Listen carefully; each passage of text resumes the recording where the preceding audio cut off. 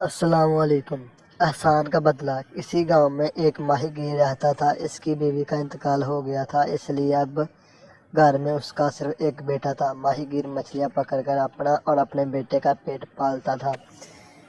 ایک مرتبہ ماہی گیر مچھلیاں پکڑنے کے لیے جا رہا تھا۔ اس کے بیٹے نے اسے روک کر کہا، بابا میں مچھلی تو روز دیکھتا ہوں مگر میں نے آج تک کچھوا نہیں دیکھا، اس لیے آج میرے لیے کچھوا پکڑ کر لانا۔ یہ سن کر ماہی گیر نے اپنے بیٹے سے کہا، میں کوشش کروں گا، جال میں کچھوا پھنس گیا تو ضرور لے کر آؤں گا، ورنہ معذرت۔ ماہی گیر اپنے گھر سے نکل کر دریا کی طرف روانہ ہو گیا۔ دریا کے کنارے پہنچ کر اس نے اپنا جال نکالا اور دریا میں پھینک دیا۔ کچھ دیر بعد جب اس نے جال واپس کھینچا تو اس میں کچھوا پھنسا ہوا تھا۔ یہ دیکھ کر ماہی گیر بہت خوش ہوا، کیونکہ گھر سے چلتے وقت اس کے بیٹے نے اس سے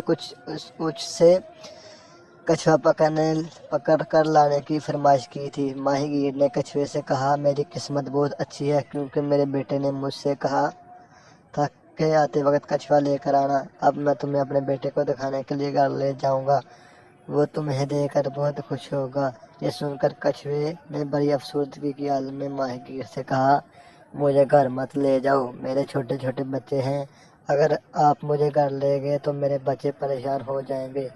یہ سن کر ماہی گیر کو کچھوے پر ترس آ گیا اور اس نے کچھوے کو واپس دریا میں چھوڑ دیا۔ کچھ عرصے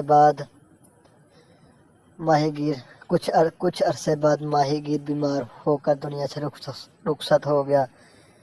کچھ وقت گزرا، پھر ماہی گیر کے بیٹے نے اپنے باپ کا مچھلی پکڑنے والا جال اٹھایا اور دریا پر جا پہنچا۔ شروع میں تو اسے خاصی محنت کرنا پڑی، مگر بعد میں اس کے جال میں مچھلیاں آسانی سے پھنسنے لگیں۔ ایک روز وہ دریا کے کنارے اپنا جال ڈالے بیٹھا تھا۔ ہوا خاصی تیز چل رہی تھی۔ یکایک وہ لڑکھڑایا اور اپنا توازن برقرار نہ رکھ سکا اور دریا میں گر کر ڈوبنے لگا۔ اسی وقت وہ کچھوا ماہی گیر کے بیٹے کی مدد کے لیے پہنچا اور اس نے کہا، آج میں نے تمہارے باپ کے احسان کا بدلہ دے دیا ہے۔ ماہی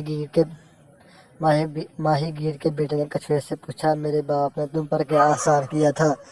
جواب میں کچھوے نے اسے پورا واقعہ سنا دیا اور کہا، اس طرح میں نے تمہاری جان بچا کر تمہارے باپ کے احسان کا بدلہ اتار دیا ہے۔